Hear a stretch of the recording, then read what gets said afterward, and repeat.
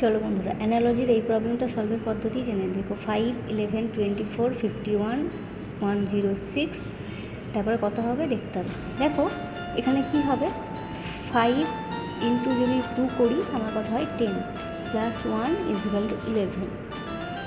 দেখো 11 ইন্টু যদি 2 করি তাহলে কত হচ্ছে 22, প্লাস 2 দেখো 24। সিমিলারলি কী হচ্ছে 24 ইন্টু যদি 2 করি তাহলে 48, প্লাস 3 করলে হচ্ছে 51।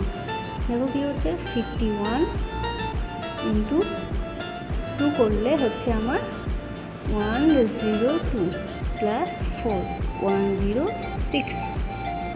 এবার দেখো 106 ইন্টু 2 করলে হচ্ছে 212, প্লাস 5 দেখো 217। তাহলে 217 হচ্ছে আমার অ্যান্সার। 217 কোথায় আছে আমার অপশান এ, তাহলে আমার অ্যান্সার হচ্ছে অপশান এ।